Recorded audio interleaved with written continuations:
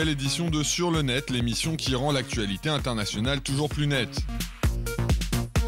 Au sommaire aujourd'hui, le conflit à Gaza entre le Hamas et l'armée israélienne se déroule aussi en ligne. Aux États-Unis, la pratique du call rolling prend de l'ampleur.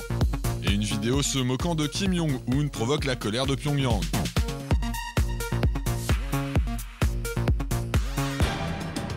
Alors que les combats se poursuivent dans la bande de Gaza entre l'armée israélienne et le Hamas, les deux camps s'affrontent également sur la toile. Tsahal et l'organisation islamiste ont en effet recours à tous les outils à leur disposition en ligne pour orchestrer leur propagande et livrer leur vision du conflit actuellement en cours. Très présentes sur les réseaux sociaux, les forces de défense israéliennes utilisent notamment Twitter pour fournir en temps réel des informations sur le déroulement des opérations menées dans la bande de Gaza. Des pages rédigées dans différentes langues, dont l'anglais et le français, sur lesquelles on trouve des comptes rendus de missions, mais aussi des noms de soldats tombés au combat, ou encore des messages dénonçant les actions terroristes du Hamas.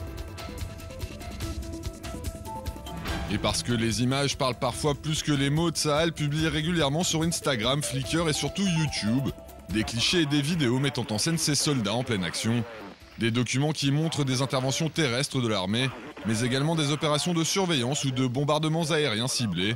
Des clips généralement accompagnés de courts commentaires rédigés pour décrire les conditions dans lesquelles ils ont été tournés et saluer les prouesses des forces de défense israéliennes. Des moyens de communication sur Internet face auxquels le Hamas n'est pas en reste. Outre son site officiel, la branche politique du mouvement islamiste dispose elle aussi d'un compte Twitter. Un outil dont l'organisation se sert pour se vanter de faire subir d'importantes pertes à l'ennemi israélien dans les combats qui se déroulent à Gaza, ou pour dénoncer le très lourd bilan des victimes civiles palestiniennes.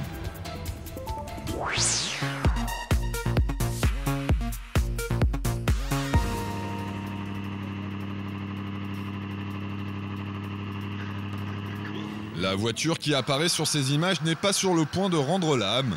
Son propriétaire est tout simplement adepte du call rolling qui peut se traduire par charbon roulant en français, ce qui signifie qu'il a volontairement modifié son moteur afin qu'il produise une grande quantité de fumée noire.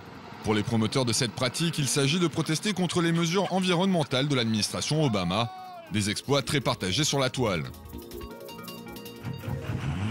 Ainsi, sur YouTube, les propriétaires de ces véhicules trafiqués n'hésitent pas à se mettre en scène en filmant les désagréments qu'ils font subir aux autres usagers de la route et aux piétons. Un égoïsme assumé qui choque beaucoup sur les réseaux sociaux.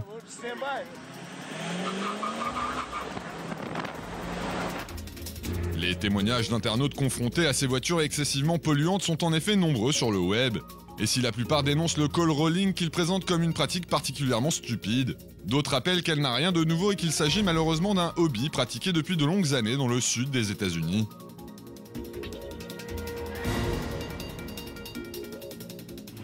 Des modifications opérées sur leurs véhicules qui sont pourtant illégales, rappelle sur son site l'Agence américaine pour l'environnement. Une interdiction que ne font cependant pas respecter tous les États du pays, explique de son côté le journaliste Dylan Badour, qui fait par exemple remarquer que le Texas, où on trouve beaucoup d'amateurs de call rolling, n'impose aucun contrôle des émissions polluantes des engins roulant sur son sol.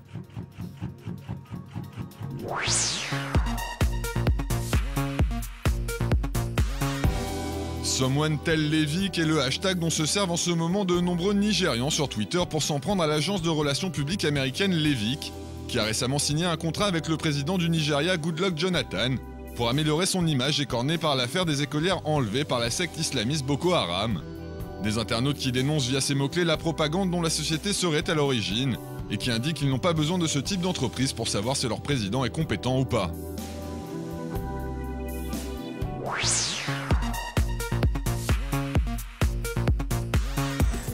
Le scénario du prochain épisode de la saga Star Wars aurait-il fuité en ligne malgré les précautions prises par son réalisateur J.J. Abrams ?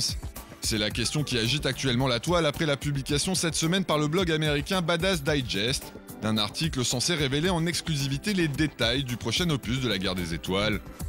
Des informations qui n'ont pas tardé à enthousiasmer de nombreux internautes emballés par ces indiscrétions, tandis que d'autres en revanche regrettent déjà d'avoir découvert les grandes lignes du script du film.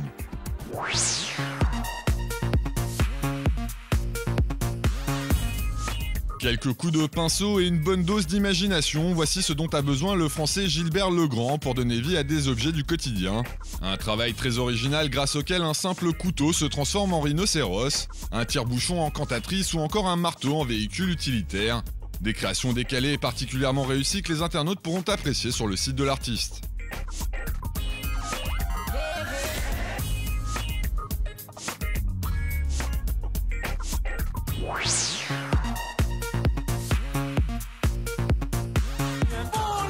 Cette vidéo parodique mettant en scène Kim Jong-un dansant de manière loufoque, seul ou en compagnie de Barack Obama, fait un véritable tabac sur la toile depuis sa publication par un étudiant chinois le 11 juillet dernier.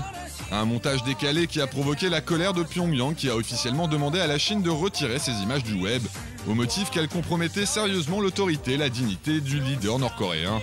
Une requête à laquelle Pékin n'a pour le moment pas donné suite. 下希望就挥手。